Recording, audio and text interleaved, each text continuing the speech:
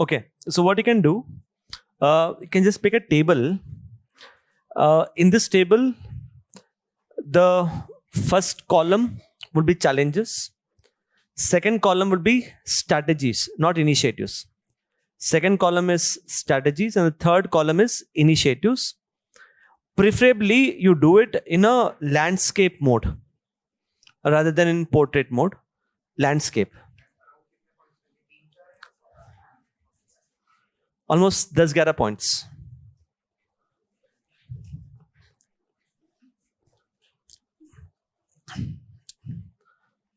Okay.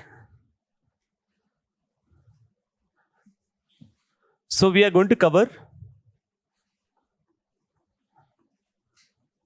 challenges,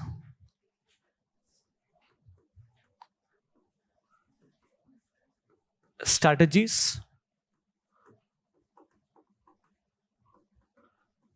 and initiatives. Okay. Okay. Before this, there is one keyword that you can remember for agriculture marketing. From that keyword itself, you can generate 3 to 4 points. That keyword here for agriculture marketing could be: agriculture marketing is number one, restrictive. Second, it is fragmented. Third, it is pro-trader and anti-farmer. So this is a keyword that you should keep in mind. From this keyword only, we'll start generating the points one by one. Okay. Let's start with the challenge. The first challenge here is, it is being said that agriculture marketing regime is restrictive. Now, why is it considered to be restrictive? Let's understand here. Please pay attention, I'll dictate these points. Let's say this is the entire state. Every state, like I said, has its own state APMC Act. Under this state APMC Act, what they do, the entire state, they divide it into different APMC zone. Broadly, one APMC zone will refer to one particular district. So this is zone 1, zone 2, zone 3, 4, 5, 6, 7, 8, and so on. Now, why it is called as restrictive is because, number one, if I am a farmer who belongs to this APMC zone 5, the government says I as a farmer should compulsorily sell my agriculture produce only within the APMC. Which means I as a farmer, I'm not allowed to sell the agriculture produce outside the APMCs, even if I might get a higher price. So number one restriction is, it is restriction where the farmer is not allowed to sell the produce outside APMC.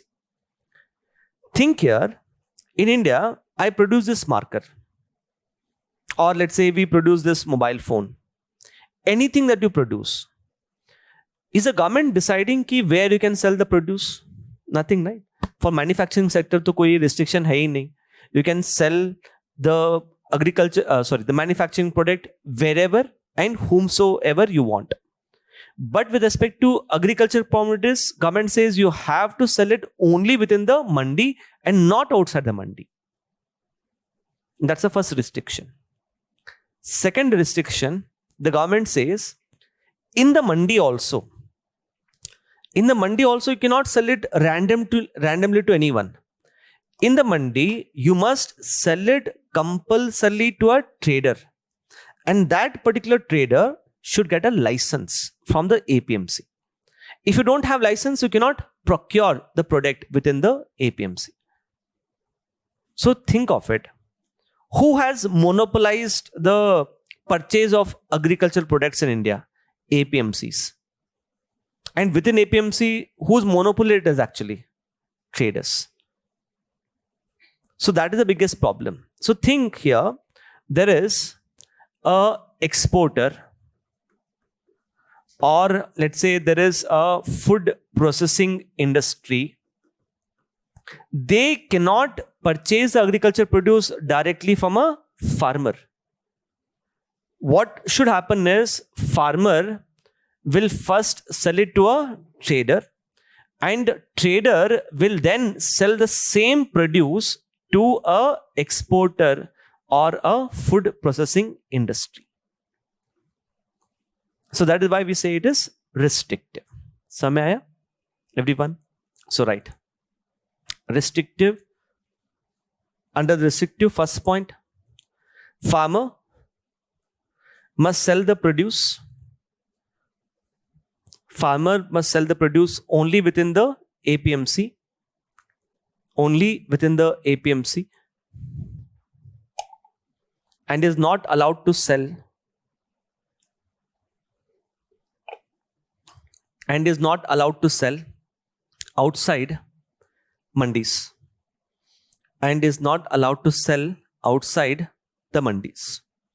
Second, farmer must sell the produce. Farmer must sell the produce only to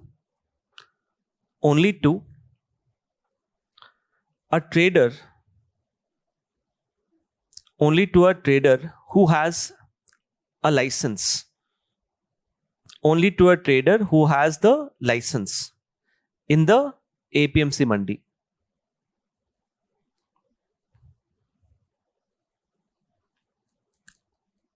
okay क्या करना चाहिए यहाँ पे? हाँ हाँ हाँ. There are certain things, a lot of things are there in India which are written in law, but they are not actually implemented.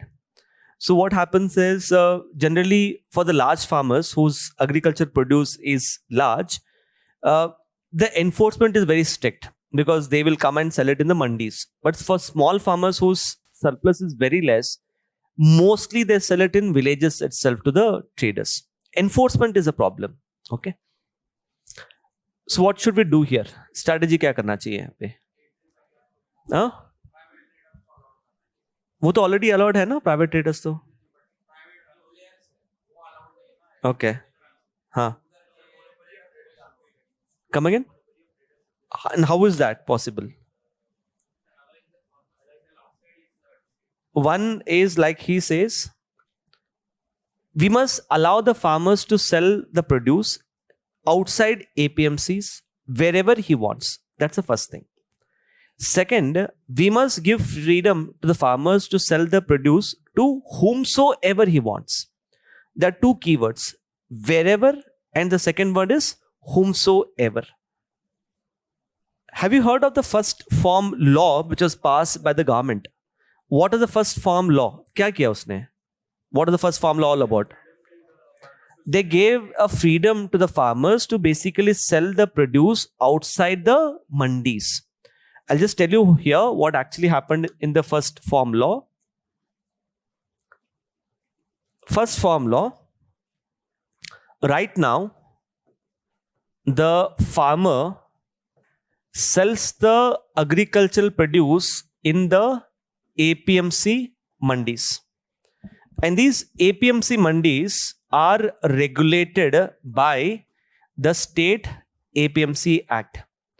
The central government said, you can continue to sell the produce in mandis, will not stop you.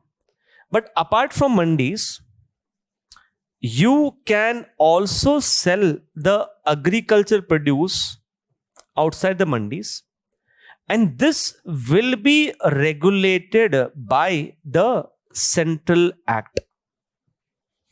Outside mandis, you can sell it directly to a exporter. You can sell it directly to a food processing industry, or you can even sell it directly to a consumer. This was a freedom which the central government gave. I hope you're clear with this. But why was the farmers opposing this? Why were farmers opposed to this first farm law? Farmers का भी opposition था.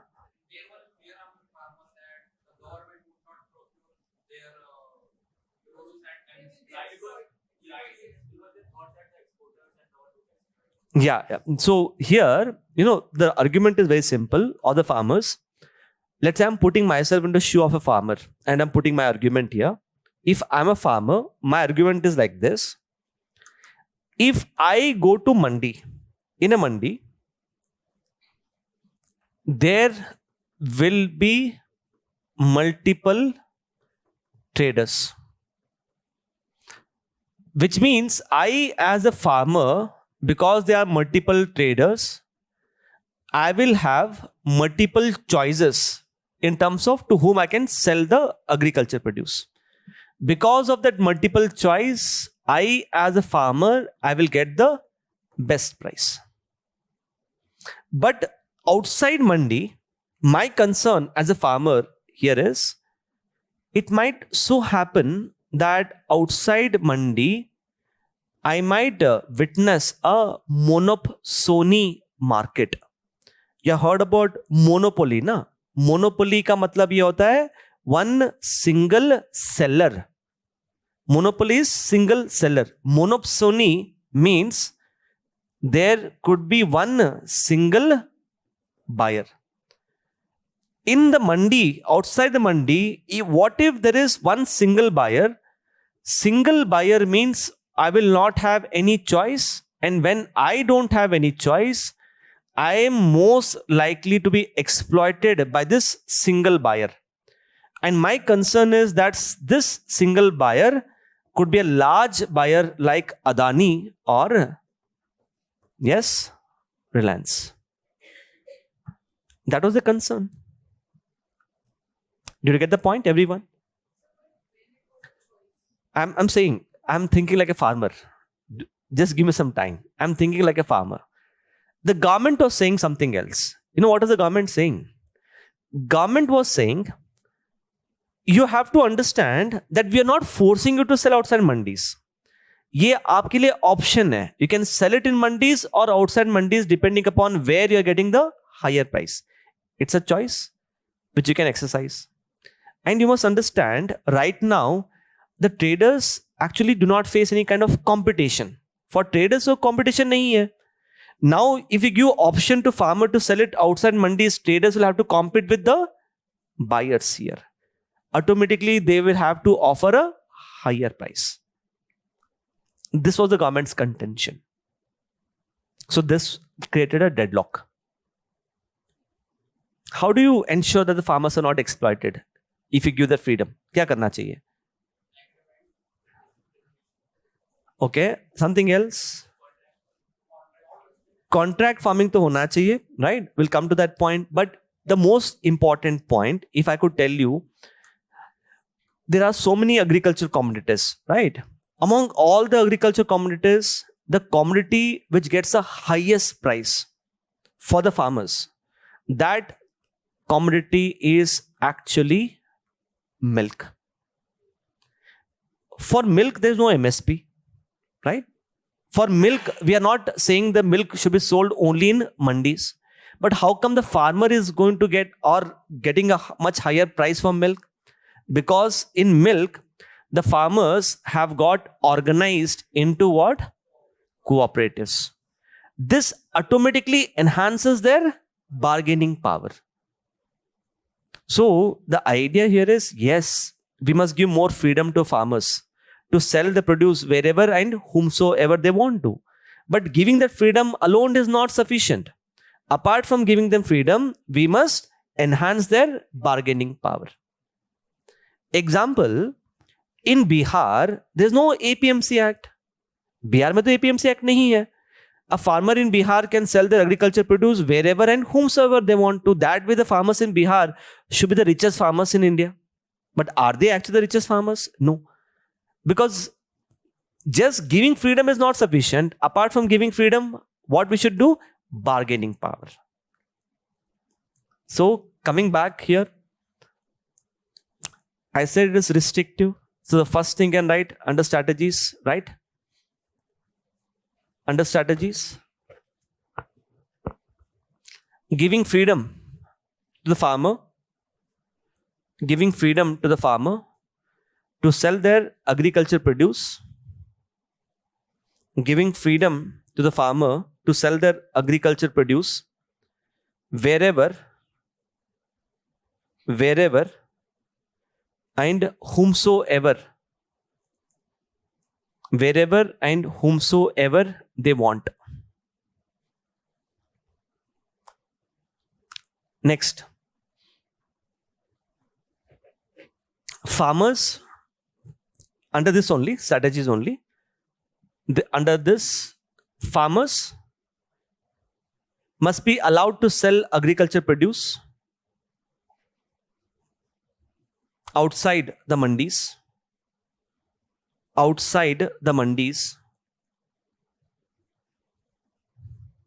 Third, farmers must be allowed to sell produce. Farmers must be allowed to sell the produce directly to exporter, processors, and consumers.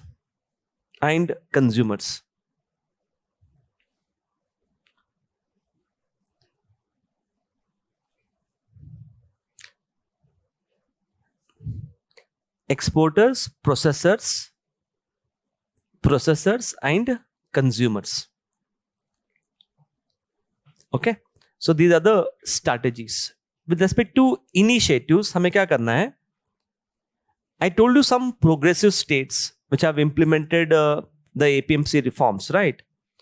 So some of these states which have implemented progressive reforms include state of Karnataka, then Maharashtra, Gujarat, Rajasthan, UP, and MP. So one initiative here is what these states have done.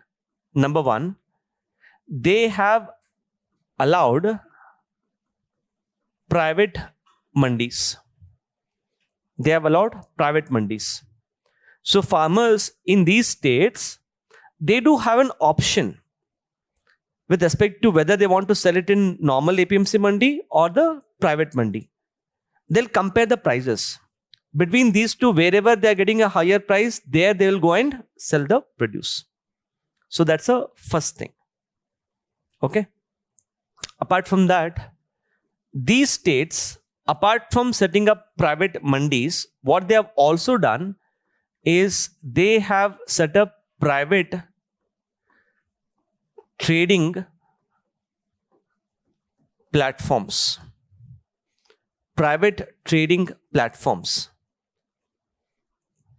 I hope you are able to remember the examples. Ninja Cart, ITC's eChaupal, then DHath. These are the examples of the private trading platforms in these states. So this is one where we say agriculture regime is restrictive. Second is agriculture marketing regime is considered to be fragmented.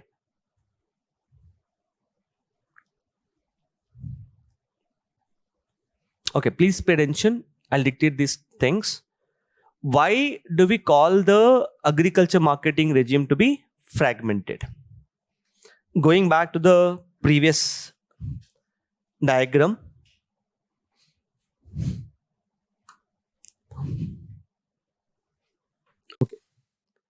I told you, under the APMC Act, what happens is you have the entire state. This entire state is divided into different APMC zones. The problem here is, if I am a farmer who belongs to this particular APMC zone 4, government says I must sell my agricultural produce only within this single APMC zone. I am not allowed to sell my agricultural produce in other APMC zones, even though I might get a higher price. Did you get the point? Assume like this. I am a particular farmer in a particular state, let's say some particular state as Chhattisgarh. In this particular states, assume that there are 50 mandis. And I belong to one particular mandi. For me, the market is not the entire state of Chhattisgarh. For me, the market is my APMC. How much ever is the price in my APMC, only that much I can get. I cannot sell my produce anywhere across state of Chhattisgarh. So that is a restriction from the perspective of a farmer. Second,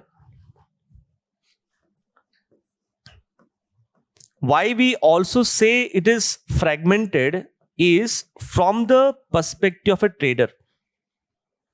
Think here, there is a farmer in this zone and there is a trader in this zone. Can the farmer sell the produce in zone 6? He cannot. He must sell the produce only in the zone 4 only.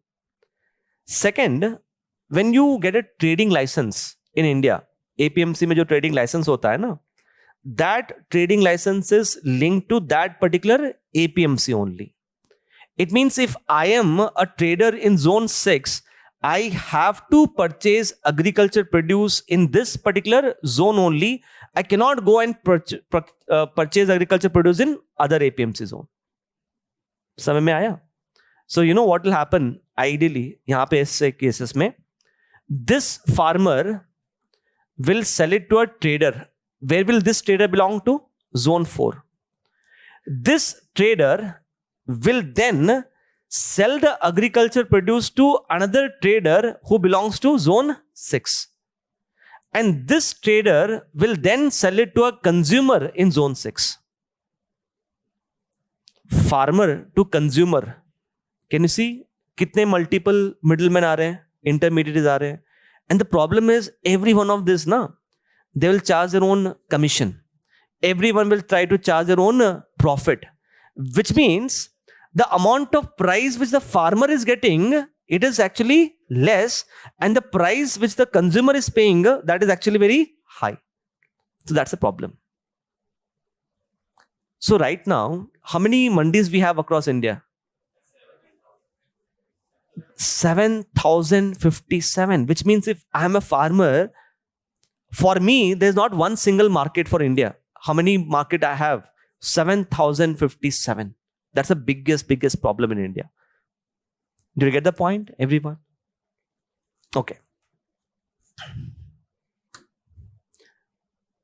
So, right, fragmented. Number 1, under this, farmers must sell produce. Farmers must sell produce only within specific APMC zones. Farmers must sell the produce only within specific APMC zones.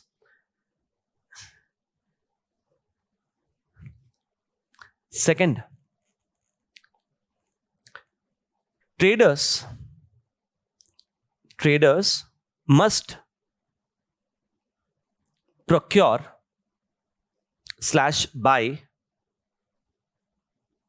Traders must procure/buy agricultural produce only within their specific APMCs. Only within their specific APMCs. Okay. Now just pay attention now, everyone. Let's come back to the previous example. The previous example was, there's a farmer who belongs to zone 4. This farmer cannot sell this agriculture produce directly in zone 6. He will first sell his agriculture produce to a trader in zone 4. This trader will then sell it to a trader in zone 6. Imagine this is one state and there is another state here. In this state, there is another APMC and there is another trader here. You have this farmer from zone 4. This farmer from zone 4, ideally, he should be allowed to sell his agriculture produce in another state also. Yes, he should be allowed to sell the agriculture produce. But right now, it is not allowed. The reason is very simple. The reason is, this farmer belongs to one state and the trader belongs to another state. And one state does not recognize the trading license of another state. Let's say if this is the state of Karnataka and this is the state of Maharashtra, I am a farmer from the state of Karnataka. I want to sell my agriculture produce to a trader in Maharashtra. Karnataka government does not recognize the trader's license because it is issued not by Karnataka government, it is issued by Maharashtra government. Did you understand this point? So ideally क्या होना चाहिए to have this interstate trade? To have this interstate trade, one state should recognize the trading license issued by another state, which is not the case in India right now. So, write the third point under this only, under fragmented.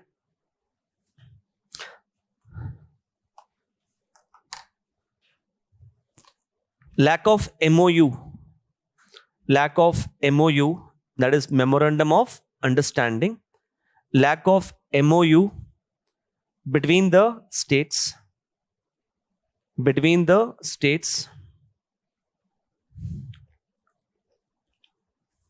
recognize trading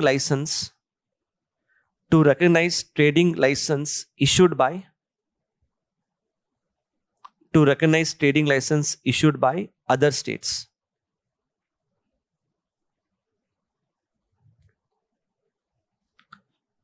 Okay, so these are the problems. Let's read all the problems. Number 1, farmer cannot sell his agriculture produce outside the APMC that he belongs to. Trader cannot purchase agriculture produce from a farmer who belongs to another APMC zone because the license is linked to one specific APMC. One state does not recognize the trading license of another state. तो क्या करना चाहिए यहाँ पे strategies wise? First, here is, we must declare entire state as a trade area. Declare entire state as a trade area. इसका मतलब क्या होगा? Farmer can sell his agriculture produce anywhere across the state and not specific to one single APMC in a state. That way, farmer के लिए market क्या बनेगा? Not one APMC. The farmer's market will be entire state itself. So, declare entire state as trade area. That is, enable farmer to sell agriculture produce anywhere across the state. That is, enable the farmers to sell agriculture produce anywhere across the state.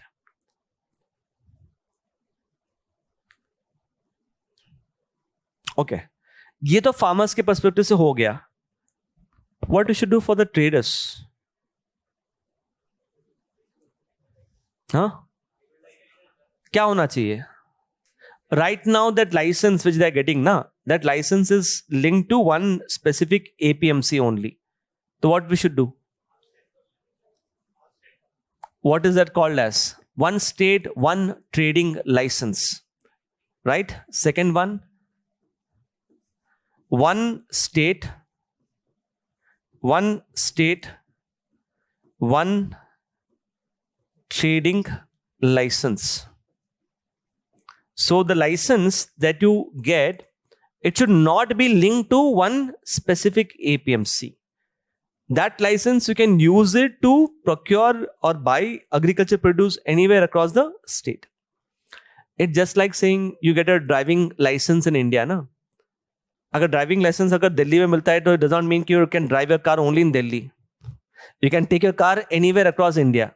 That kind of concept.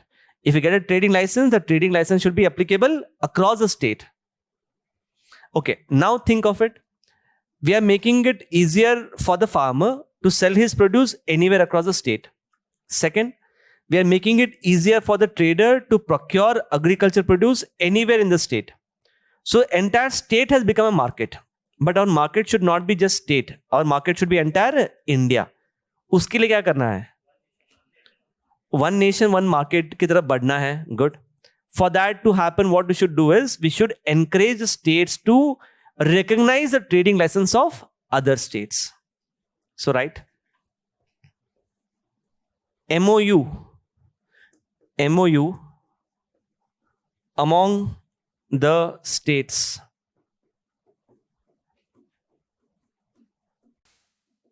to recognize trading licenses issued by other states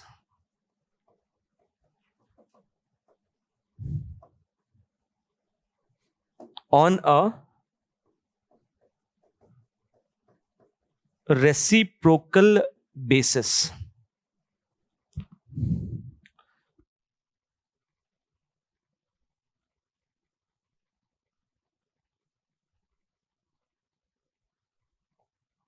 Okay. To recognize the trading licenses issued by other states on a reciprocal basis. I hope you understand what is reciprocal basis. Only if other state recognizes the trading license of the state, this particular state, only then they will recognize it. The state which has done all of this, any idea? Which state has adopted all these reforms? 1, 2, 3. This state is the state of Gujarat. Gujarat has implemented all these reforms.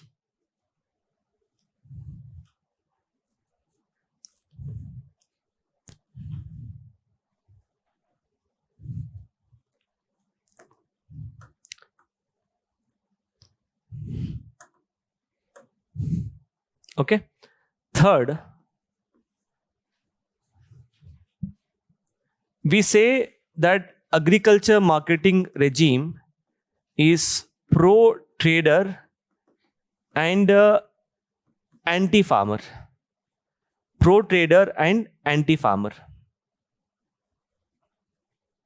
Why are we saying it as pro-trader and anti-farmer? Let's see here.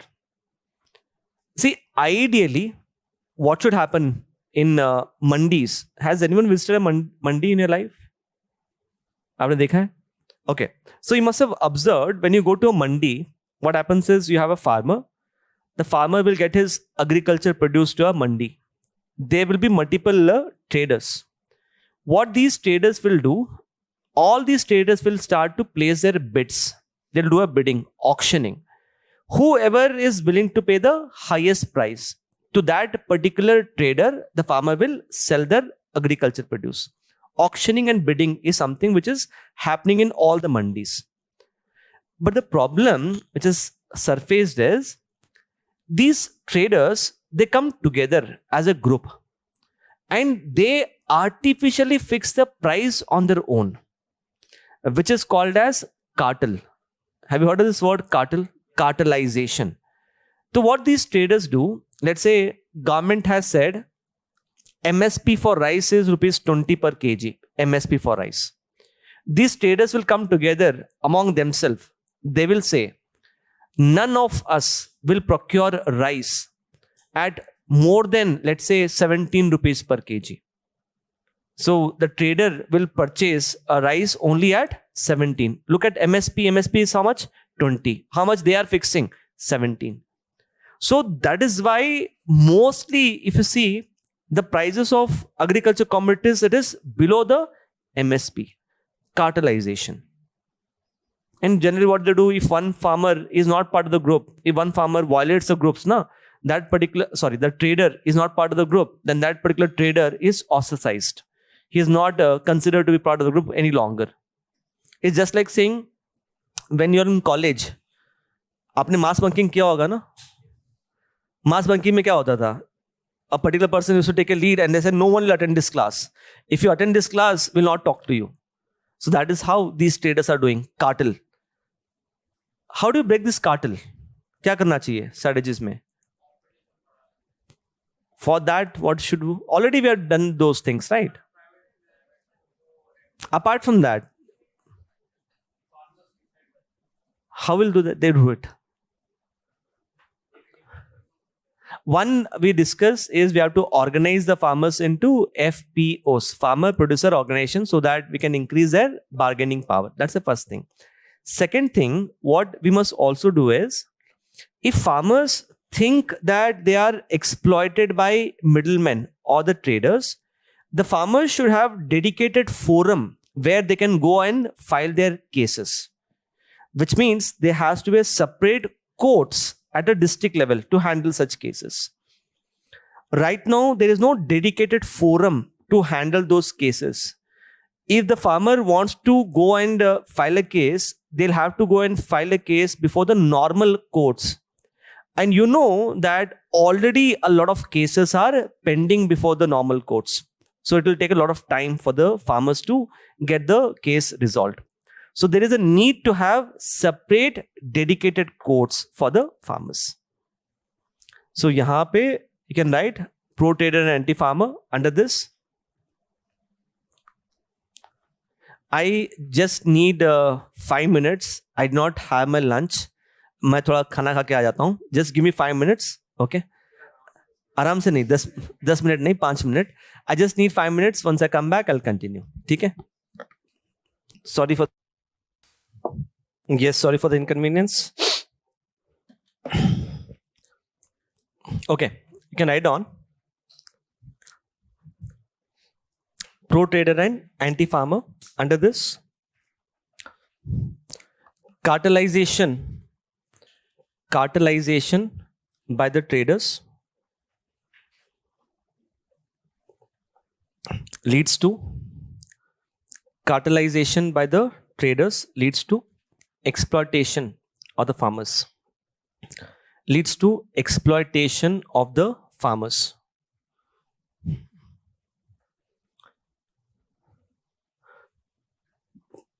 So here you can say, organize the farmers into FPOs, farmer producer organizations, to enhance their bargaining power. That's the first thing. And second one is set up farmer courts at a district level under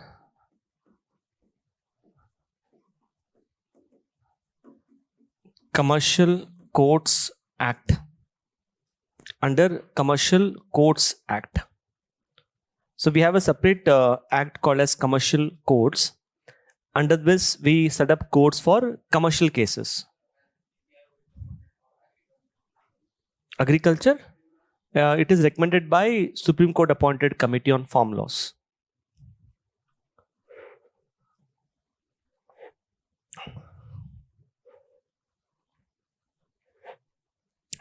With respect to FPO, right, I'll just give an example. There is one FPO in Maharashtra called as Maha FPC, Maha Farmer Producer Company. This particular farmer producer company has emerged as Maharashtra's largest procurement channel. It has emerged as Maharashtra's largest procurement channel. So with respect to procuring food grains, right? Generally it is procured by FCI, Food Corporation of India. But in Maharashtra, this farmer producer company has overtaken FCI itself in terms of procurement of food grains.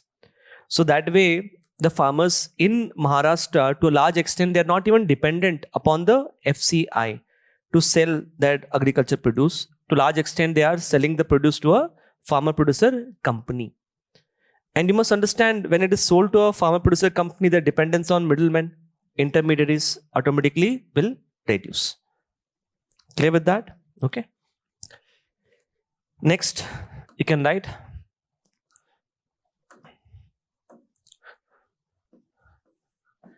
low marketing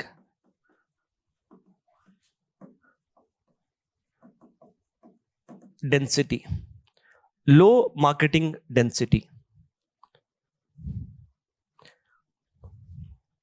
Okay, let's understand what is this low marketing density. I'll dictate these points. Just pay attention. You must have heard about MS Swaminathan, right? He's considered as the father of the Green Revolution. MS Swaminathan, earlier, he headed a committee called as National Commission on Farmers. And in this particular committee, MS Swaminathan had said that for every 80 square kilometer, for every 80 square kilometer, we need to have at least one APMC. It means one APMC in India should serve an area of 80 square kilometer. The idea is very simple. It is basically to ensure that the farmers have access to APMCs. If APMCs are located very far away from villages, problem number one, transportation costs will increase. Problem number two, to reduce the transportation costs, the farmers will prefer to sell their produce within the villages itself to middlemen.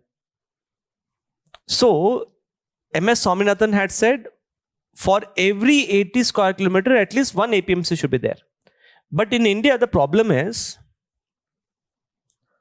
for every 40 square kilometer, we have one APMC now. So, this problem क्या हो रहा है? Generally, if you're a farmer, APMCs are located very, very far away from the villages. So you look at the transportation cost. Transportation cost is very high. So to save on the transportation costs, mostly the farmers will prefer to sell it to the villages, to the traders in the villages itself. Getting it? So right. Low marketing density under this. According to National Commission on Farmers,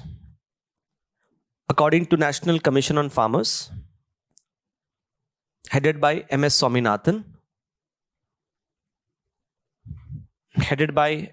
Swaminathan, an average APMC should serve an area of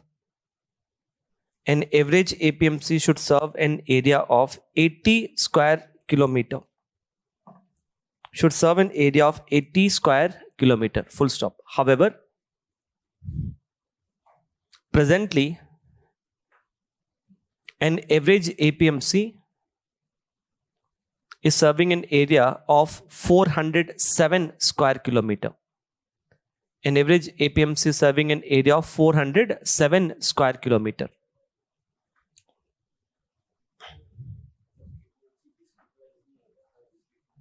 Not necessarily. For smaller districts, there's no APMC as such. Okay. So now coming to what we should do to increase the marketing density. One solution which is suggested here is we must declare godowns as sub market yards. When I say declared godowns as sub market yard, means farmers must be allowed to sell their produce directly from the godowns itself. Now, why it is important is you must be knowing that in the villages, they might not have a mandi, but in the villages, they'll at least have a godown. This godown can be considered as a sub-market yard. This is something which Gujarat has already done. Gujarat has declared all the godowns in the state of Gujarat as sub-market yards. Second thing is to encourage private mandis in every district of India. Every district of India should have at least one private mandi. And third, upgrade Grameen Hats. Upgrade Grameen Hats into Grameen markets. And this is a recommendation which has been put forward by Dalwai panel. I told you we have Grameen Hats, right, at a village level. The problem is these Grameen Hats do not have the necessary infrastructure. Necessary infrastructure like godowns, cold chain infrastructure, cold storage facilities, etc. So Dalwai panel had said, let's modernize the Grameen Hats. Let's upgrade the infrastructure in Grameen Hats. And once the infrastructure is upgraded, let's start calling them as the Grameen markets. How many Grameen markets we have in India? 22,000.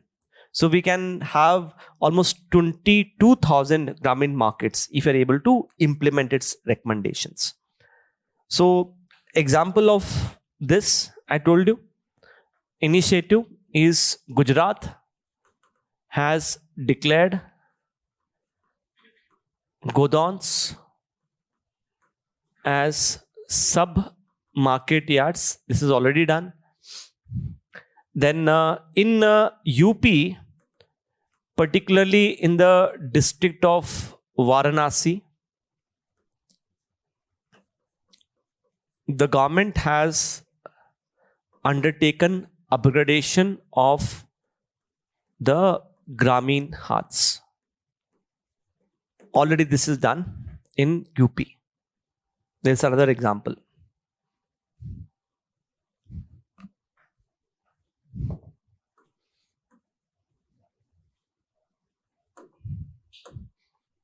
Okay, next, let's see here.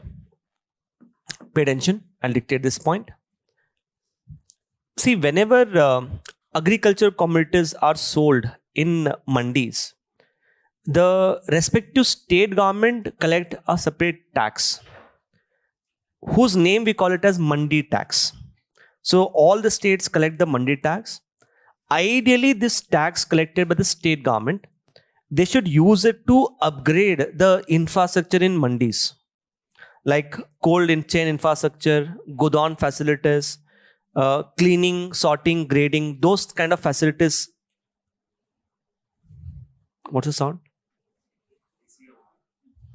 It was off until now. Oh, chalo, theek hai. Just tell them na that it's making noise.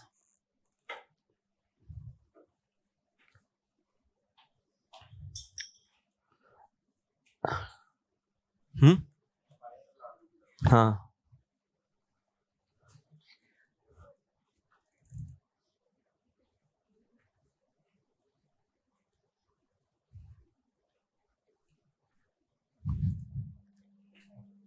Okay, so I was saying that all the states, they collect a separate tax called as mandi tax, which they should ideally use it to modernize. बंद मत करिएगा, थोड़ा sound आ रहा है उससे. Okay, so the mandi tax, they should ideally use it to modernize the infrastructure. But if you have visited a mandi in your life, you can watch for this fact that the infrastructure in most of the mandis is extremely, extremely poor. In most of the mandis, you'll find more cows and buffaloes than people, right? And you don't have a basic infrastructure also, like godowns. Forget cold chain infrastructure, cold storage. They don't have the basic infrastructure like godowns also. So infrastructure in mandis is very poor. Imagine we are asking farmers to sell their produce in mandis only. We're not allowing them to sell it outside mandis. Yet in mandis, the infrastructure is very poor, which obviously leads to high post-harvest losses. How much is that loss? 90,000 crores, right? क्या करना चाहिए for this? तो कैसे करना चाहिए? States are not doing it. We should encourage more private participation in the mandis through public-private partnership. One very good example is in Ujjain Mandi. What they have done, they have created godowns, and they are not normal godowns. They are like world-class godowns called as steel silos. What are steel silos? Generally, if you look at normal godowns, right? The normal godowns are horizontally spread across like this, like proper building. Steel silos means you have steel containers which are more vertical, which are air packed. And in those steel containers, you store the food grains. Advantage number one, it requires less space. Advantage number two, it is air packed. So automatically what happens to the post-harvest losses? Reduces. This, they have done it through public-private partnership. So this is something which has to be replicated across India. Okay.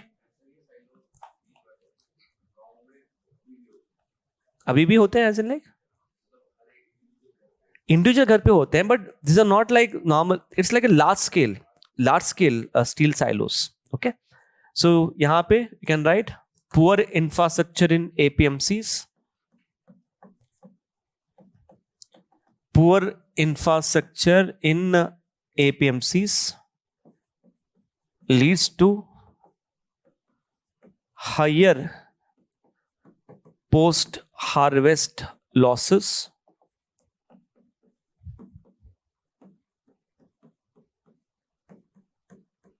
of around 90,000 crores. Strategy here is to encourage public-private partnership in APMC mandis. Some of the examples I told you, in Ujjain, they have created a steel silos, SILOS, steel silos for the storage. Apart from Ujjain,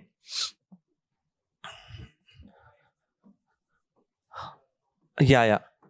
Have you heard of this place? Moga, Moga mein in Punjab they have done it. Look at this. Has anyone heard of this place, Lasangaon? What it is famous for?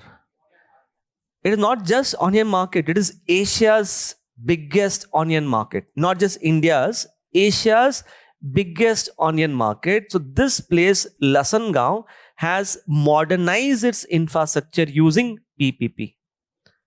So Asia's largest onion market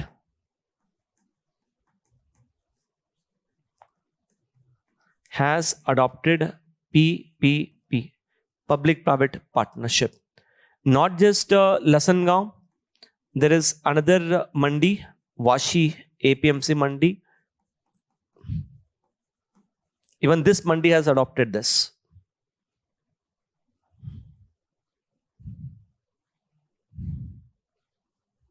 And if you want to get a real feel of mandis, I suggest you visit Azadpur Mandi once. You'll get to know what mandis look like.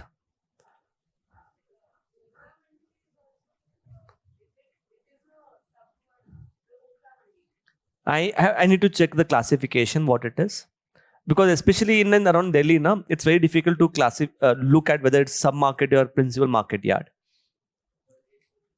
Yeah.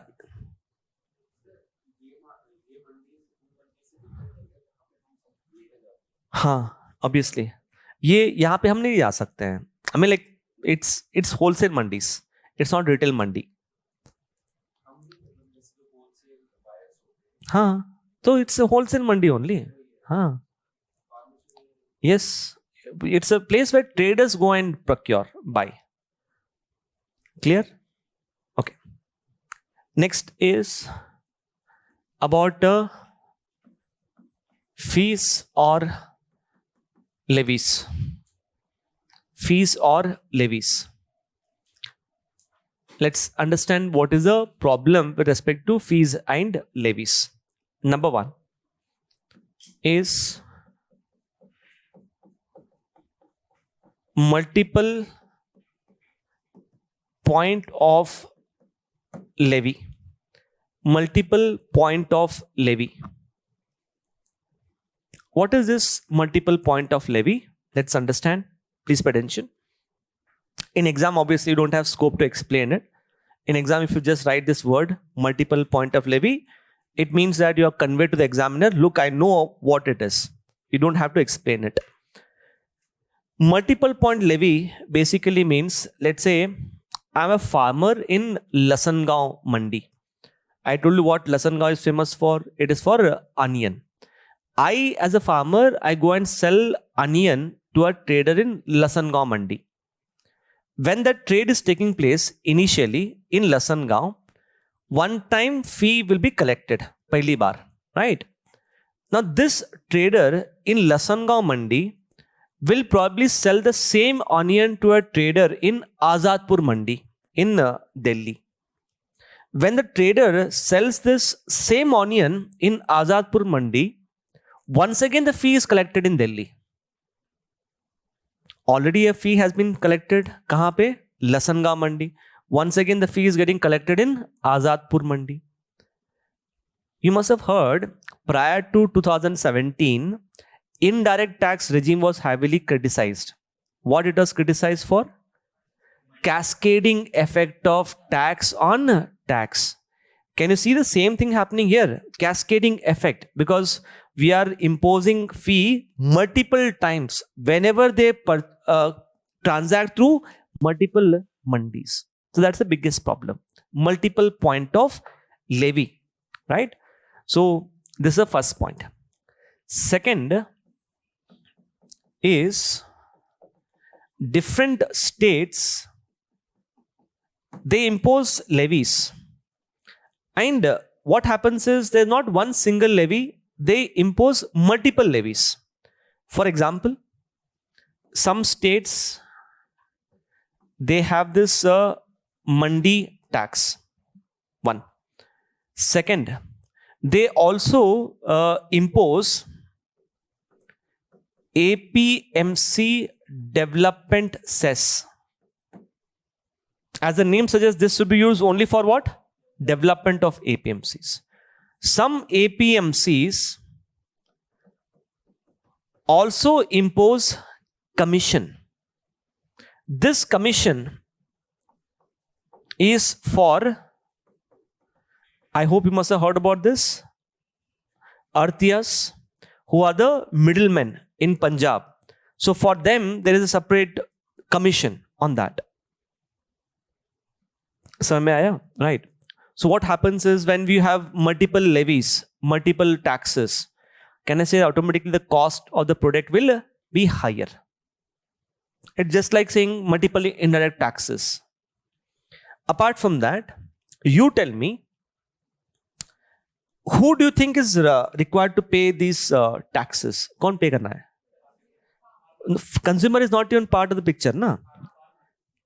The transaction is between a farmer and a trader. So who has to pay this tax? Farmer is not required to pay the tax. The tax is required to be paid by the trader, the person who is purchasing, not the farmer who is selling.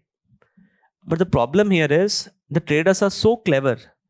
that whatever tax they pay to the government, na, they will pass on that burden to the farmer only. कैसे करते हैं? For example, see here, there is a trader. This trader, for example, buys a product worth rupees 100 from a farmer, and this trader, let's say, pays rupees 5 as a tax, mandi tax, to the government. When he buys a product worth 100, the trader ideally should pay how much rupees to the farmer? 100 rupees.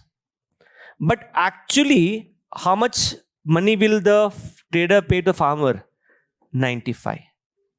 They will cut that amount. You might ask me, so how come farmers will keep quiet? You yourself did not know who will pay. How will you expect the farmers will know कि उनको नहीं pay करना है? Do you get the point here? Farmers will not have any idea. Farmers think, probably we are required to pay. Awareness is the problem. So the burden is ultimately falling on the farmers only because they're not getting good price. So third point you can write. The traders pass on the burden of these taxes. The traders pass on the burden of these taxes to the farmers. To the farmers.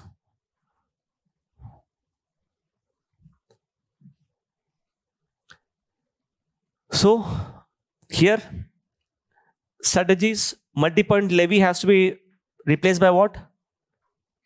Single point of levy, right? Strategy, single point of levy. That's the first point. Single point of levy. Second, rationalization of taxes. Rationalization of taxes. Second point, such that rationalization of taxes such that it should not exceed 2%. Such that it should not exceed 2%.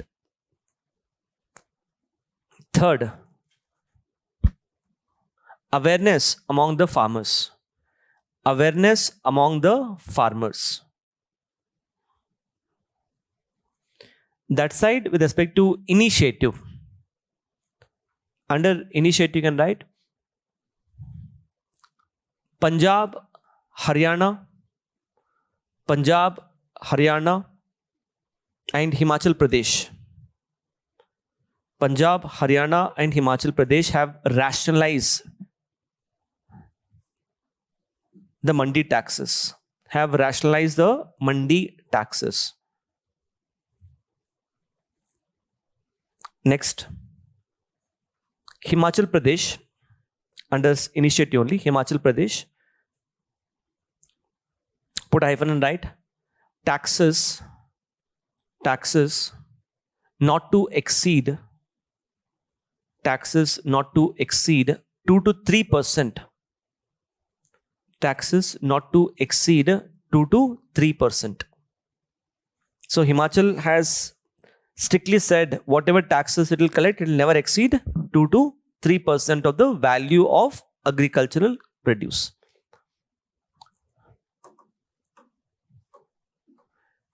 Next one is, that is 7th point, no? 7th? Yeah. 7th point you can write limited role of center in bringing agricultural reforms, as agriculture is a state subject. Limited role of center in bringing agriculture reforms, as agriculture is a state subject. Last time, when the government introduced the 3 farm laws, this had become a biggest bone of contention. The state governments were saying, how can center introduced a law on agriculture marketing, because agriculture is a subject placed under the state list. On the other hand, the central government, when it introduced the farm laws, the central government, what it did, if you look at the concurrent list, right? In the concurrent list, you have entry 33 in the concurrent list. This entry 33 says interstate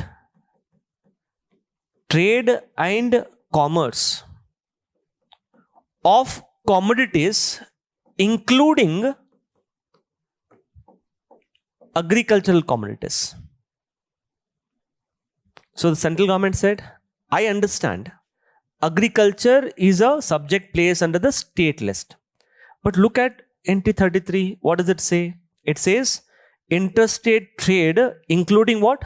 Agriculture commodities. So central government said, we have complete powers to make a law on agriculture marketing because it is part of the entry 33 of concurrent list. So this had become a bone of contention. The states were not convinced. You know what the states did? States filed a petition before the Supreme Court saying that how come the center make a law on a subject placed under the state list. So now there is a very gray area as to whether the center can make a law on agriculture marketing or not. So Dalwai panel has made a very controversial recommendation, which I am very sure very difficult to implement, in fact impossible to implement. But आपके लिए एक point चाहिए exam में लिखने के लिए. Dalwai panel has said, I said it's very controversial. He said, bring agriculture marketing under the concurrent list. Did you get the point? Agriculture, let it remain under the state list. Let's not touch it. But agriculture marketing, let's bring it under concurrent list. And you must understand the amendment to state list, concurrent list is actually an amendment to the constitution under article 368. It affects the federal structure of the constitution, which means just the central government making a law is not sufficient. At least half of the state legislature should agree to it, which is a Herculean task. I hope you understood. But the government, it हो सकता है, but I don't think government will take a chance. Last time government introduced farm law, you know what happened?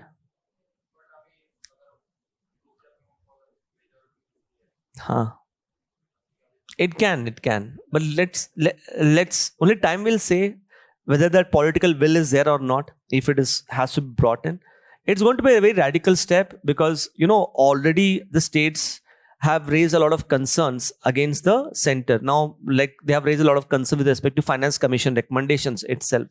So there will be new federal tension if the center, if at all, decides to bring agriculture marketing under the concurrent list.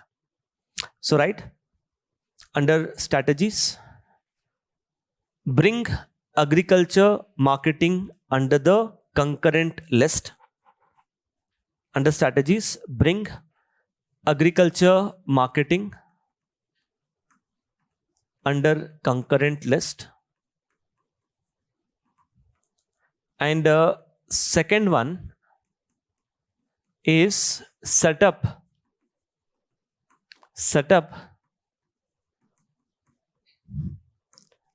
agriculture marketing council. Set up agriculture marketing council on the lines of GST council. On the lines of GST council. Basically to have that cooperative federalism between center and states.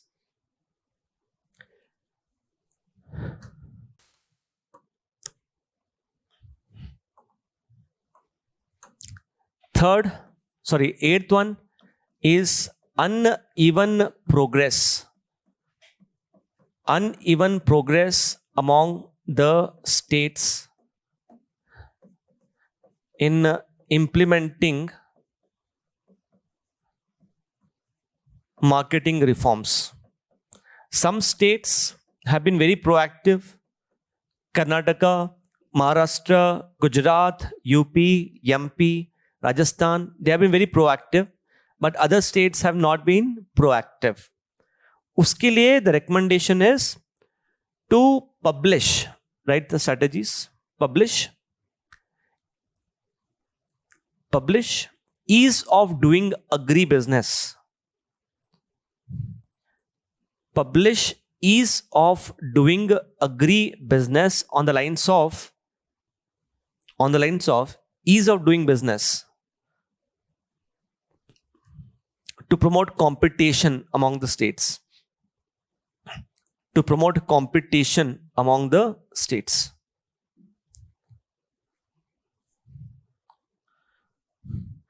Second, under this only,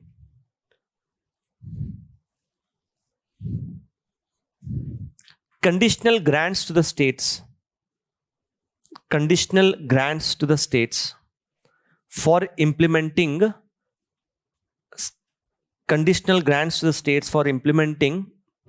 marketing reforms. For implementing marketing reforms. Conditional grants. Conditional grants, as the name suggests, if you implement these reforms, only then will give you money, grants. If you don't implement the reforms, you will not get the money. Okay, next. Ninth one.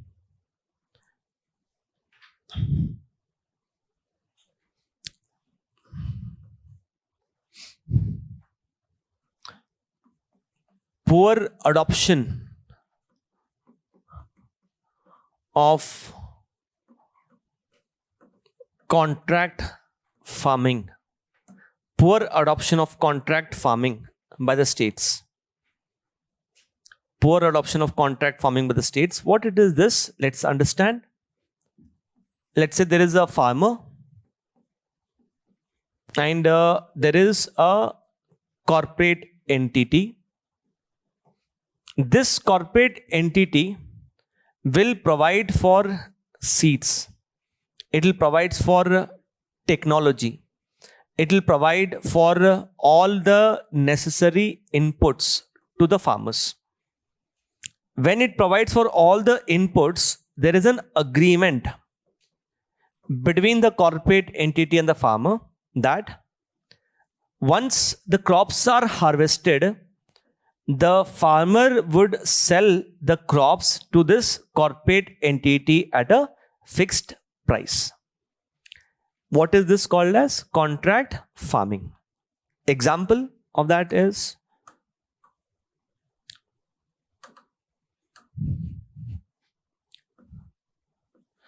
have you heard of this company? Suguna. Suguna chicken, exactly. Or Suguna eggs. Now what Suguna as a company, what it has done as a corporate, it has entered into agreement with the poultry farmers, where to the poultry farmers it is providing for all the inputs using, including the advanced technology. But there's an agreement that the farmers must compulsorily sell the eggs as well as chicken to the corporate entity at a fixed price. Benefit number one, the farmers are no longer dependent on middlemen or intermediaries. Benefit number two, the farmers are getting all the necessary inputs. Benefit number three, the farmers are getting assured prices. Similarly, apart from Suguna, there is another company you must have heard about, PepsiCo. PepsiCo, when it manufactures these Lay's chips, right? These Lay's chips are also manufactured through this contract farming. There was an issue long time back. Clear? So I'm saying poor adoption of contract farming by the states. Strategy, encourage the states to adopt. Encourage the states to adopt contract farming. Encourage the states to adopt contract farming.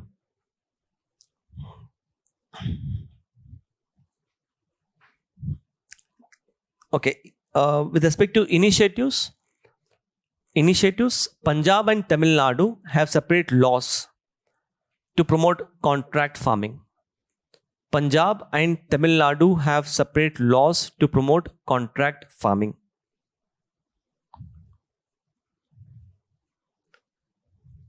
Okay, next. Last one is limited success of ENAM. Limited success of ENAM. Limited success of ENAM. Under this first point, only 1,400 APMCs, have got integrated with ENAM. Only 1,400 APMCs have got integrated with ENAM. Second one under this,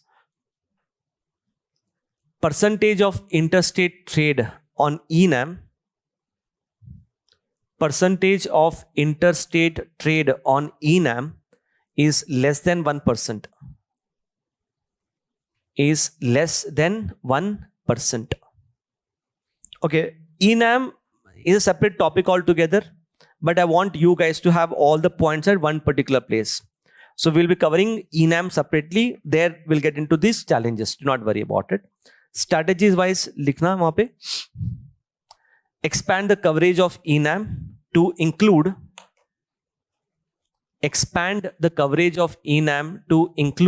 private mandis, and Grameen Hats. Second one, encourage more interstate trade on ENAM. Encourage more interstate trade on ENAM. Totally you've written 10 points? Yes? Okay. So this is what you should think of in terms of all the challenges, strategies and initiatives on agriculture marketing. Do you have any doubts with what we covered? Just have a look at all the points.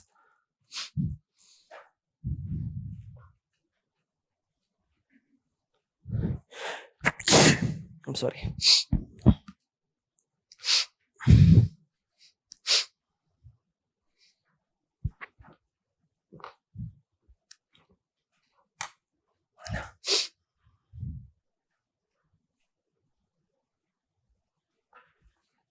Clear है सबको?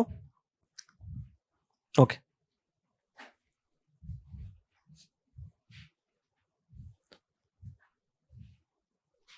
Please have a look at this question.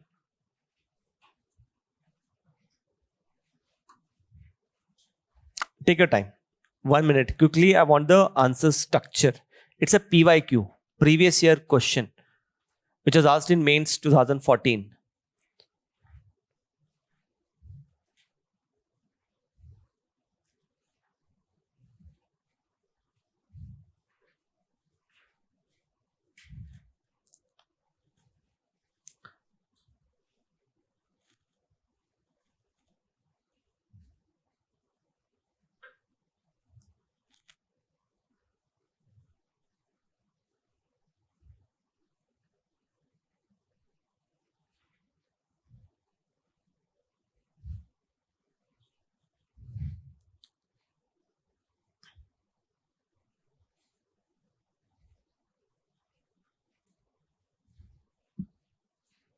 Look at the demand of the question. It's not discuss. What's the demand of the question? Critically examine. I told you what does critically examine mean. You have to talk about the both side. यहाँ पे दूसरा side कौन सा है? One is obviously negatives आपको discuss करना है. उससे कुछ significance भी है, right? They have some significance also. हाँ, functions of APMC, exactly. So when you look at this question, right, what do you think is the most appropriate introduction to this question? हाँ? Dalwai panel आ सकता है. But I told you, normally, if you come across a question which says critically analyze, critically examine, or do you think, it means the question is debatable. It has positives as well as negatives. The best way to start the introduction to such question is to open up the debate in two statements. One statement say positives, another statement says negative. If you could summarize agriculture marketing, negatives about agriculture marketing in one statement, what do you think that statement would be? वही तो है, fragmented, restrictive, pro trader and anti farmer. बस खत्म. That is one powerful keyword which shows broadly कि you know कि what is the problem with respect to agriculture marketing. If you could highlight one positive about APMC in one word, what will be that word? One word. They help us aggregate demand and supply. And by aggregating demand and supply, it helps us in price discovery. Discovery. This is what we covered, na? Inverse folk to formula. Exactly. So the introduction could be something like this. Presently, agriculture marketing is carried out through 4,057 regulated mandis under the state APMC Acts. These APMCs help in price discovery for the farmers, positive side. However, the APMC regime is restrictive, fragmented, pro-trader and anti-farmer. There are two statements. In the two statements, I opened up the debate. When you come to the body of the answer, take up the first side. First side is क्या होगा यहाँ पे? Importance. What is the second part? The challenges. Challenges I told you.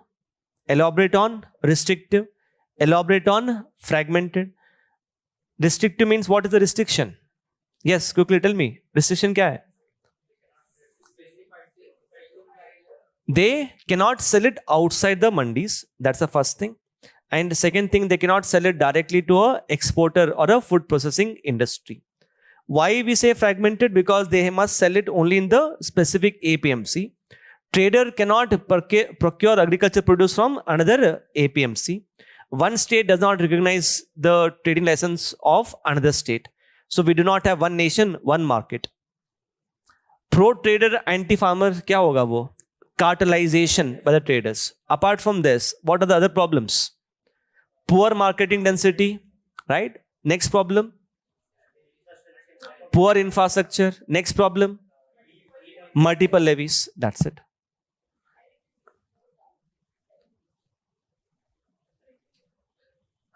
Sorry. Is this 7,057? यहाँ तक clear है? Okay. Conclusion क्या होना चाहिए? Because you're discussing all the challenges, conclusion should be strategies. Obviously there you should talk about food inflation also. And once you make the table, na, table में आपने second column में strategies लिखा है, right? Strategies. In the bracket, write the committees. In the strategies, Dalwai panel. In the strategies, जो table है, the table, first was challenges, second was strategies. After strategies, in the bracket, write Dalwai panel, comma, Supreme Court appointed committee, Supreme Court appointed committee on farm laws,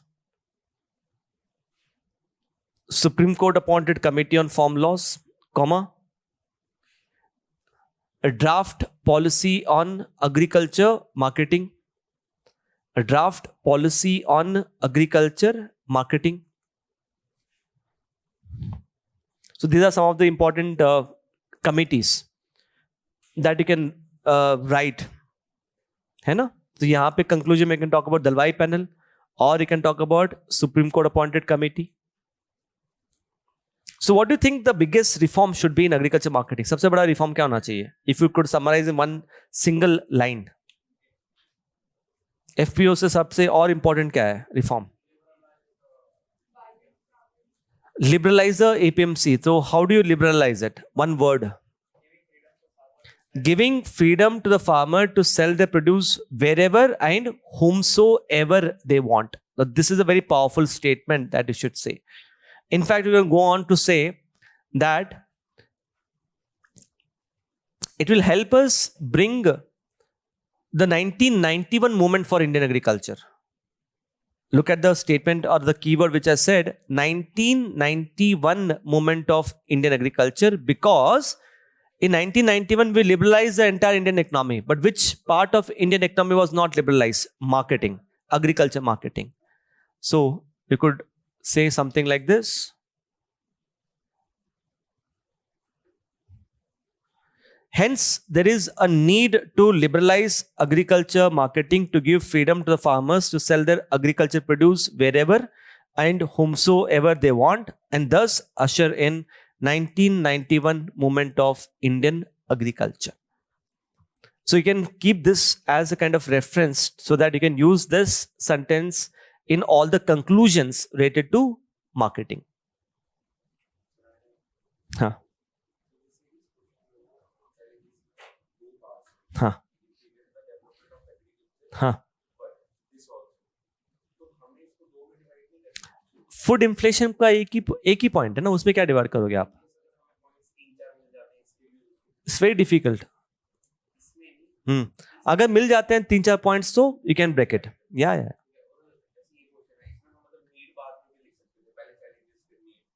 ideally critically analyze ka first pros and then cons, and then you need to take a stand on it. Okay, let's look at this question. Everyone see, reforms in agriculture marketing is a key to double the farmers' income. In the light of this statement, discuss various strategies to bring about agriculture to bring about reforms in the agriculture marketing regime. You can make a table with challenges and strategies. Okay. Intro क्या होना चाहिए? You should use an intro. That intro should be able to substantiate the statement given in the question. Statement को substantiate करना है. What do you think that statement is? Because you're talking about doubling farmers' income, which committee should we use here? Dalwai panel. So यहाँ पे you could see here, being a state subject, agriculture marketing is regulated by the state government under the respective APMC Act. ये present status हो गया. उसके बाद the increase in agricultural production has not led to a commensurate increase in the income of the farmers due to outdated APMC Act. So on one side we are saying production बढ़ गया है. In spite of increase in production, what has happened to income? Income has not increased proportionately. It's a statement made by Dalwai once again. Remember we covered कि हमारा जो agriculture is mostly centered towards production.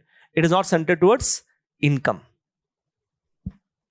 After this, yes, what you can do? Briefly highlights the problems.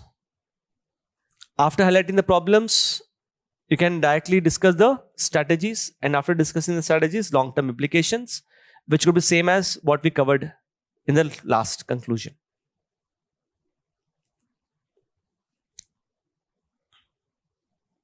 Value addition could be this.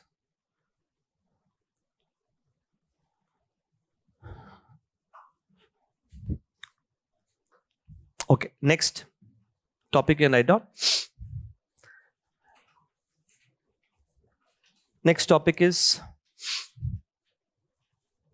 right, MSP. We'll cover MSP first and then we'll come back to Essential Commodities Act.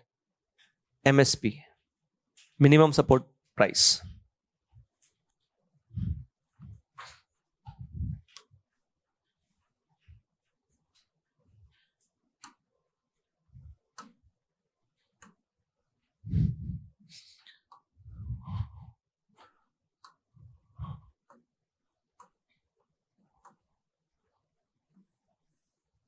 Okay, with respect to MSP, we'll cover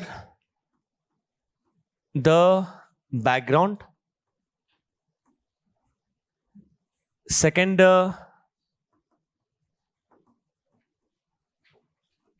salient features of MSP. Third is the benefits of MSP. Fourth is the challenges. And then the strategies. And this is what we're going to cover. Let's start with the background to MSP.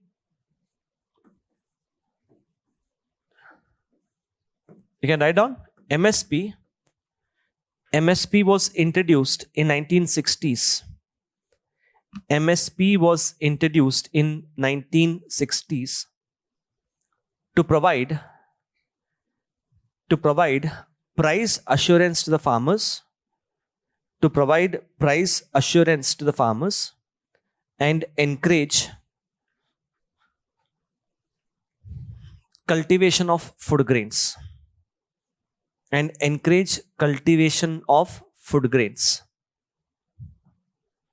Okay. Salient features.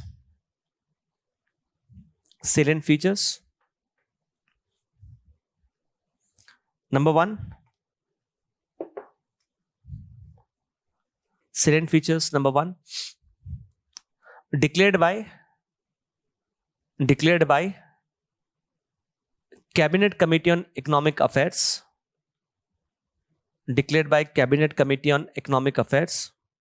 On the recommendations of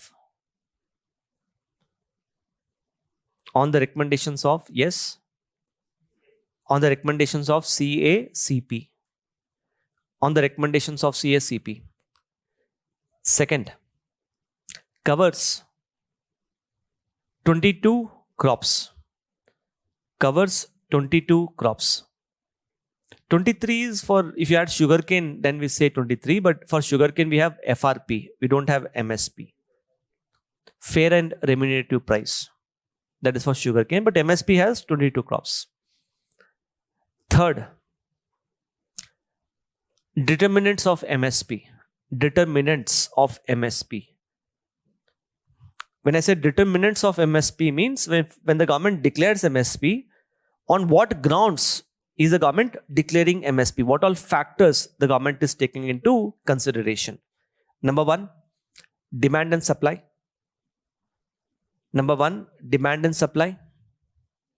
Second, production cost. Third, intercrop price parity.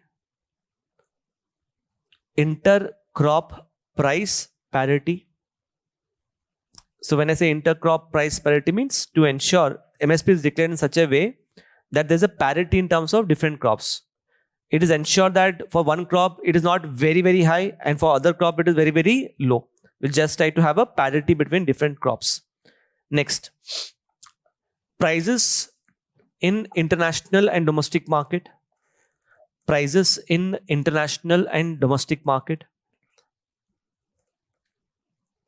Next, effect on consumers.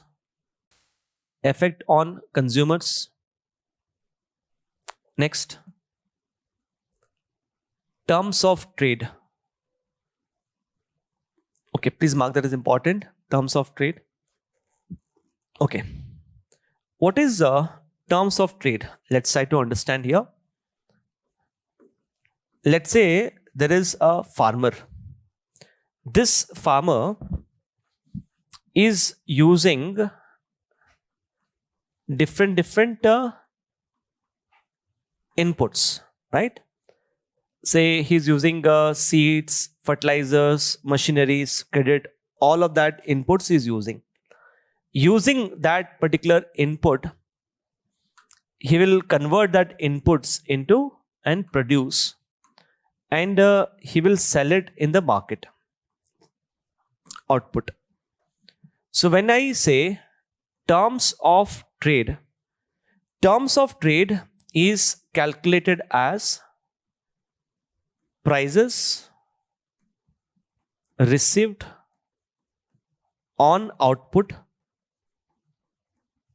divided by prices paid on inputs into 100. So what is the average price which the farmer gets on output to what is the average price that the farmer pays on inputs into 100? That is what is terms of trade. Imagine if this terms of trade is equal to 100%. What does it mean? If the farmer is paying for inputs 100, how much is getting for output? 100. If this terms of trade is 120, so for inputs he is, for example, paying 100, for output is getting 120. What do you think? What do you think is the terms of trade of farmers in India? क्या हो सकता है? More than 100, less than 100, or 100%? That's the biggest problem. It is less than 100. It has been calculated by a very famous economist called as Mr. Ramesh Chand. He is a member of the Niti Aayog. He calculated what is the terms of trade. He says it is somewhere around 92%, which is actually very less. So it's like I, as a farmer, I might spending 100 rupees on my inputs, but when I sell that to the market, I'm just getting 92, which is quite less. Getting it? Okay. So, right. Did you take this down? Terms of trade, everyone?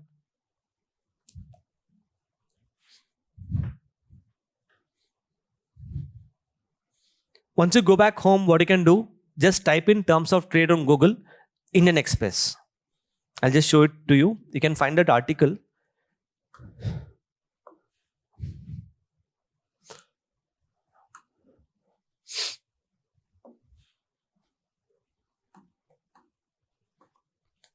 I think it is paywalled.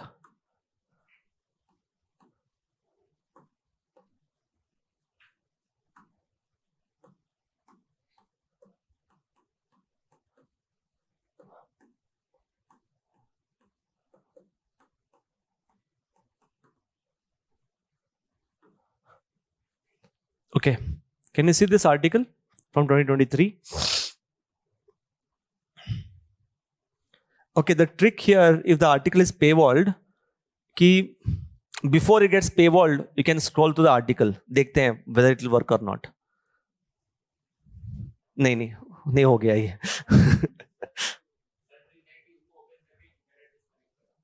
Internet disconnect करना पड़ेगा. अच्छा.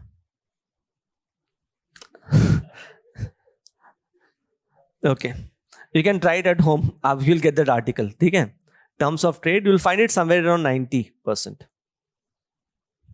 Okay.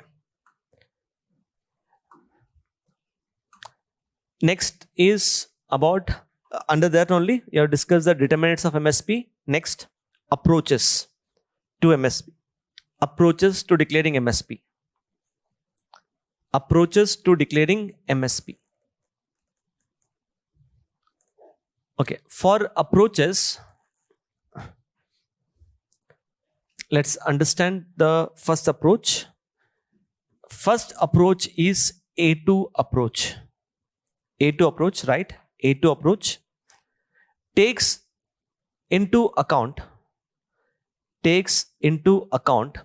all the inputs paid by the farmer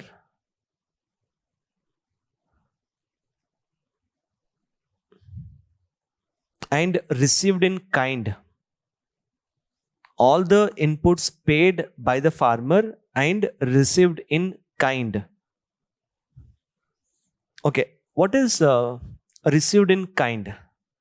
Received in kind means if the government is giving some inputs to the farmer at a subsidized cost, like let's say free water, free electricity, even that is also taken into consideration in this A2 approach. So if I'm a farmer, I might be purchasing, let's say, seeds. I am purchasing fertilizer. I am hiring labor. I am purchasing machines. Apart from that, the government is giving me free electricity. So these factors will be taken to calculate how much is the production cost. Government says MSP will be at least 1.5 times the production cost. At least 1.5.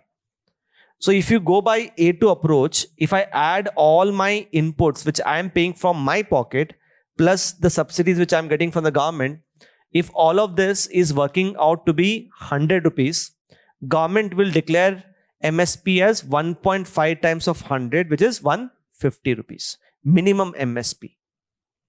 Clear with that? Second approach. Second approach is A2 plus FL approach. A2 plus FL. What is FL here? Implied cost of family labor. Implied cost of family labor. Implied cost of family labor.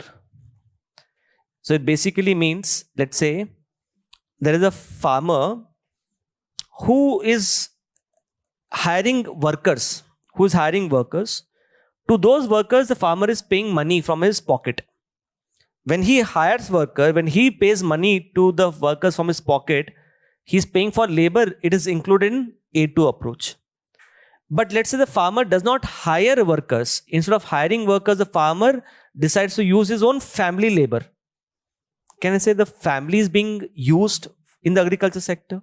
They has to be compensated for that particular income. So there, A2 plus FL means all these factors plus the implied cost of family labor. We call it as implied because the farmer is not paying them money. It's an implicit cost of production. Next, C2 approach.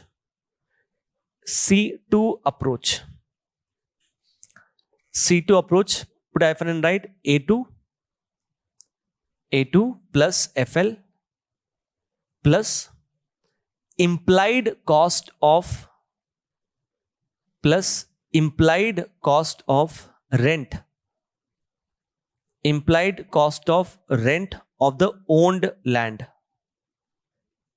Rent of the owned land. So I am a farmer who has taken the land on a lease. On that particular land which I have taken on a lease, let's say I am paying rent. This rent I am paying from my pocket. It is part of A2. But let's say you as a farmer, you have purchased that agricultural field. You're not paying rent. But still there is an implied cost or not? Implied cost here is you have made a one-time investment to purchase that agricultural field. So that we include it as an implied cost of rent. That is C2 approach. Which approach do we follow in India? A2 plus FL. So right, note. India follows A2 plus FL approach. India follows A2 plus FL approach for declaring MSP. For declaring MSP at 1.5 times the production cost. At 1.5 times the production cost. So these are some basic details about MSP. Let's come to the benefits of MSP. What are the benefits? Yes. 1 minute. Tell me what is the benefit of MSP? Assured price. Okay, then? Any other thing? It will help us meet food security needs. Good. Prevent exploitation of the farmers. Okay, here I'll just show you the framework. If you're writing any answer related to MSP, the framework is very simple. Government declares MSP before the sowing season. Before the sowing season, the government will declare MSP. There are two sowing seasons, Kharif and Rabi. Before that sowing season, the government will declare MSP. When the government declares MSP, in a way, the government is providing for a kind of price assurance that this is the minimum price that you will get if you cultivate this crop. Based upon that price assurance, the farmers will be incentivized to make more amount of investment in agriculture. Because of that investment, what will happen to production in agriculture? The production in agriculture will increase. After the production, farmers will have basically two options. दो option होते हैं farmers के पास. What is the first option? Under MSP. Sell to whom? FCI. So first option is they should sell it to FCI at MSP, minimum support price. Option 2. Okay. Imagine I'm a farmer, right? I can go and sell the agriculture produce to FCI and FCI is ready to purchase it at MSP. When I want to sell it to a trader, can I say I can bargain with the trader? I can bargain with the trader saying that, look, FCI is ready to purchase the agriculture produce from me at MSP. If you want to purchase the same agriculture produce, you pay me a price which is higher than MSP. Sell to trader at higher than MSP. That is why what is called as minimum support price. Government is saying, do not worry, I will ensure that this would be the minimum price, minimum support price. Because of such an option, we can say it can help us double the farmer's income, and this same process continues. Double farmer's income and the same process continues.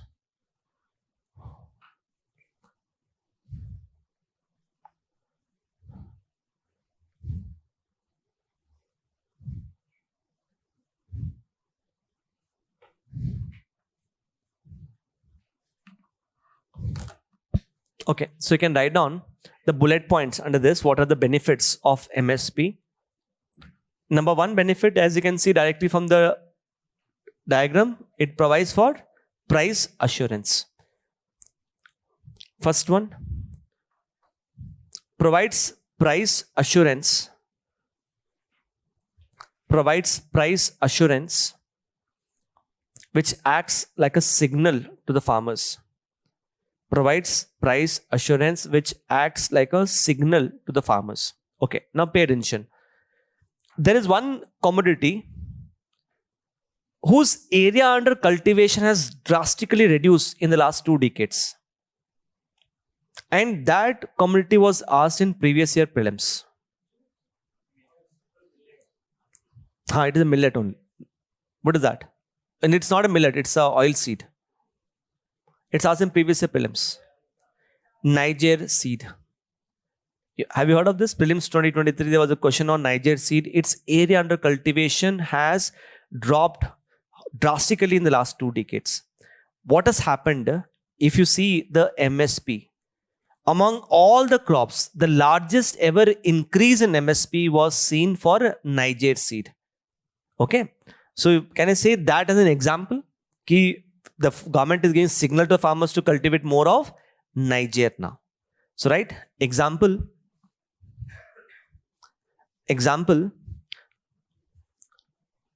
largest increase in MSP for Niger seed, largest increase in MSP for the Niger seed, whose area under cultivation has declined considerably.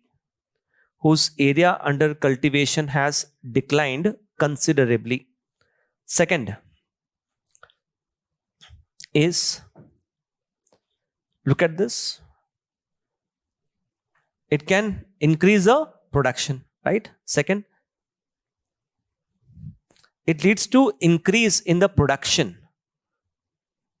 It leads to increase in the production of agricultural commodities.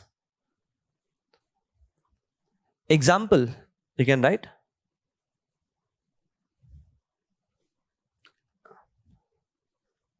Rice and wheat after 1960s. No matter how much we criticize MSP, we should thank MSP because it is MSP which has made India food secure, because MSP has increased the production of rice and wheat. Continue. Next point.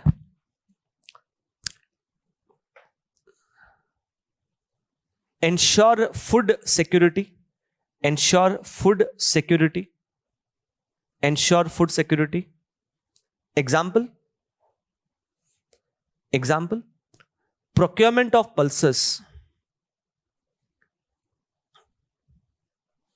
Example, procurement of pulses has increased by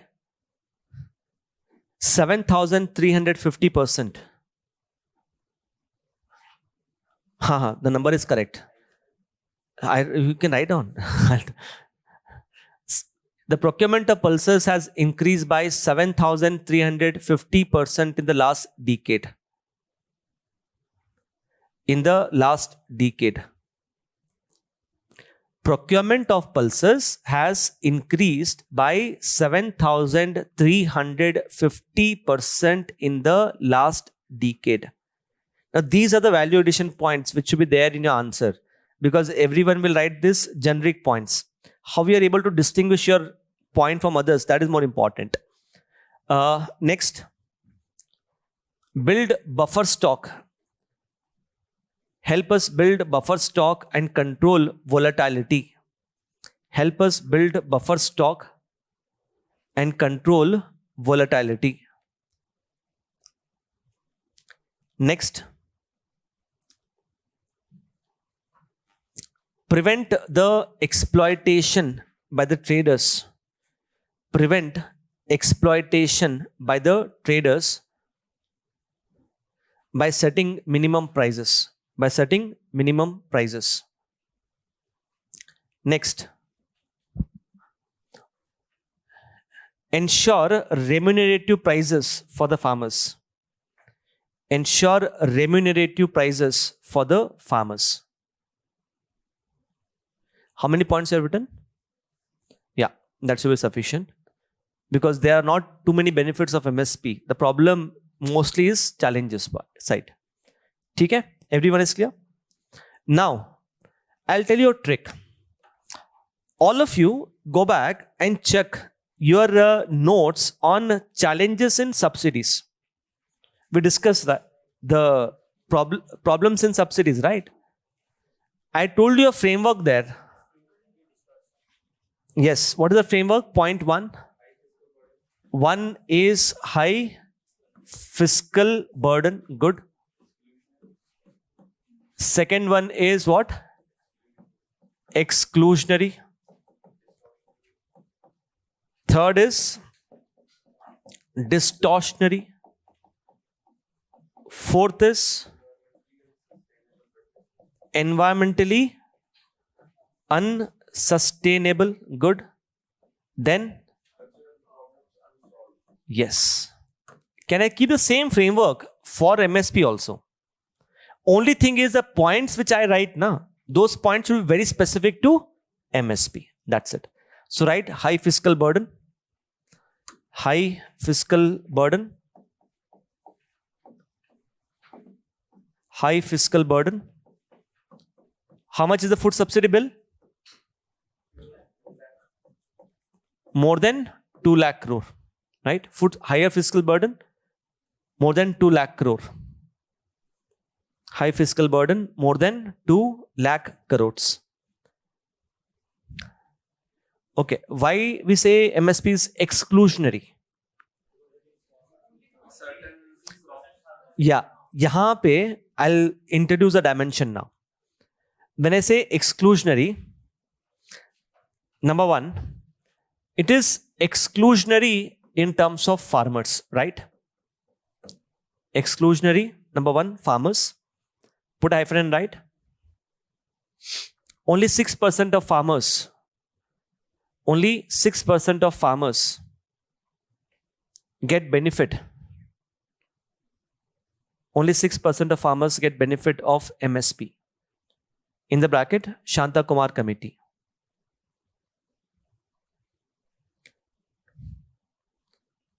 Full stop. Similarly,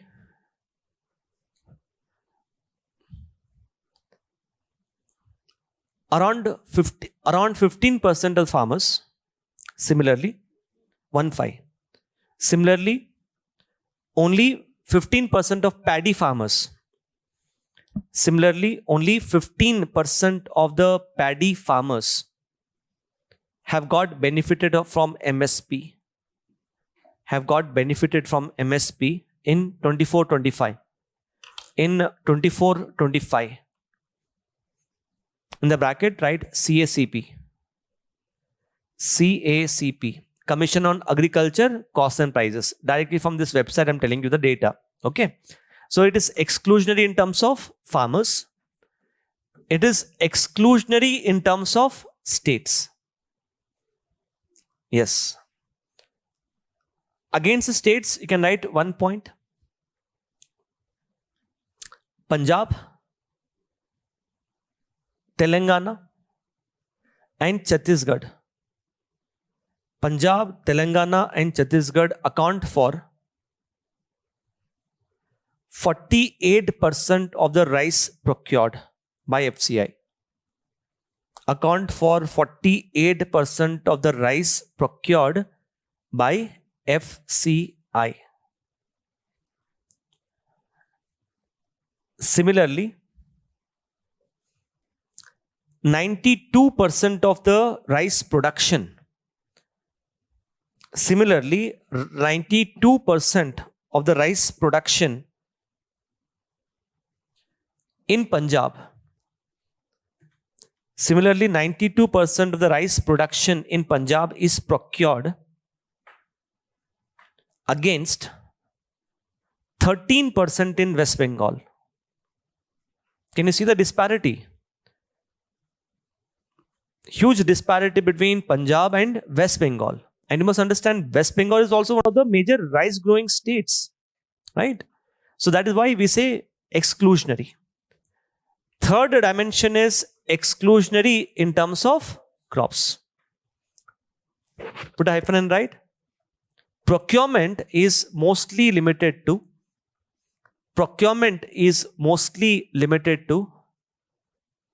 rice and wheat. Full stop. Only around 20% of gram. Only around 20% of the gram. Gram in the bracket, write chana dal. Only 20% of the gram in the bracket chana dal was procured last year.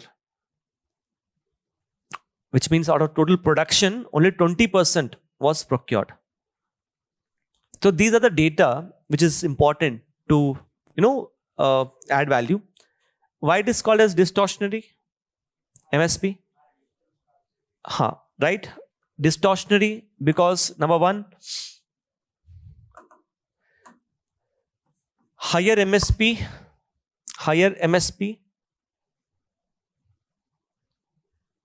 causes artificial scarcity,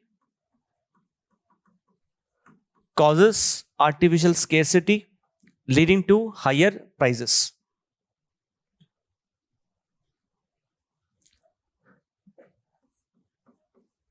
Second, hinders crop diversification.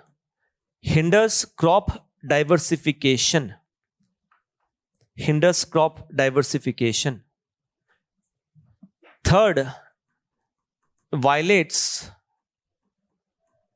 subsidy limit. Under which agreement? Agreement on agriculture.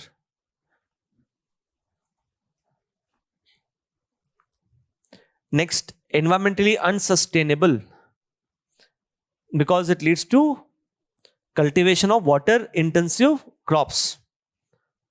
Environmentally unsustainable as it leads to cultivation of water intensive crops. And the last one is does not address the structural problems. I hope you'll be able to elaborate on that, no? What are the structural problems? Fragmented land holdings, poor storage infrastructure, lack of research and development, right? Does not address the structural problems. So how many points you have written down there? 5 नहीं, I mean like look at the broad points also, the sub points. ये तो framework है आपके लिए. This is a framework, but actually points कितने हो रहे हैं? 9. That is sufficient. Okay? We can add one more to this. We can add one more. 2 more in fact. Number 1, MSP is announced based upon A2 plus FL approach. MSP is announced based upon A2 plus FL approach as against C2 approach, which is more comprehensive. As against C2 approach, which is more comprehensive. Next one, last, you can write. MSP is announced based upon average production cost.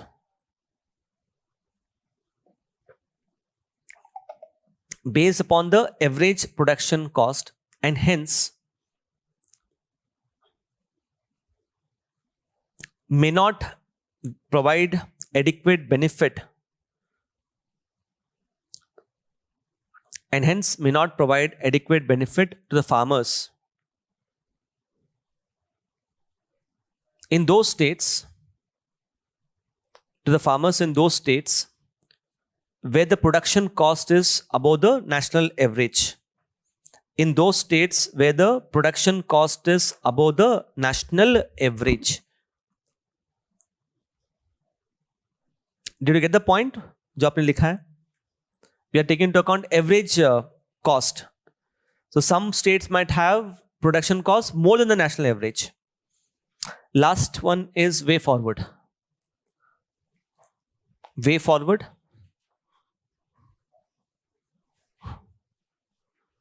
Okay, in the way forward, you can write MSP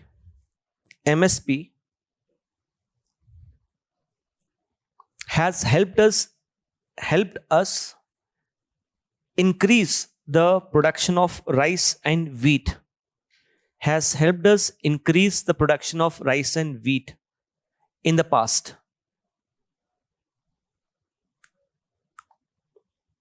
Thus, MSP has to be reoriented.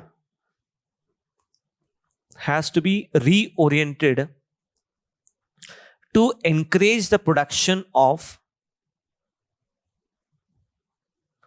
pulses, oilseeds, and millets to ensure Atmanirbharta in agriculture sector. To ensure Atmanirbharta in agriculture sector. Is this part clear?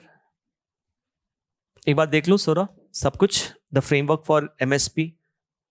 So we have covered under MSP background, salient features, benefits, challenges, and way forward.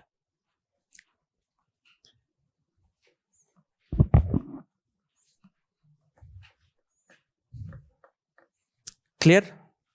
Can I take 10 minutes more? No? Just 10 minutes? Is it okay? Exhausted? Fine. In that case. Huh? Okay, fine. In that case, I just wanted to cover legalization of MSP before we end. Chalo, I'll cover that in the next class. Okay.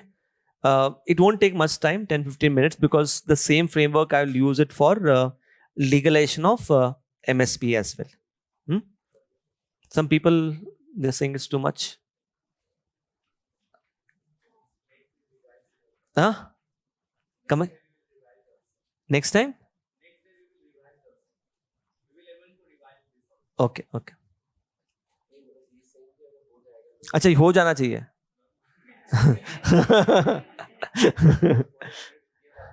अच्छा, चलो ठीक है. We'll end the class here. I'll meet you after Diwali. Happy Diwali once again. Okay. Thank you so much. And good that you have been sitting for long haul. It's good to see that enthusiasm, sitting for a long time. We started class at 3. Now it's 8. Thank you so much for your help. Okay.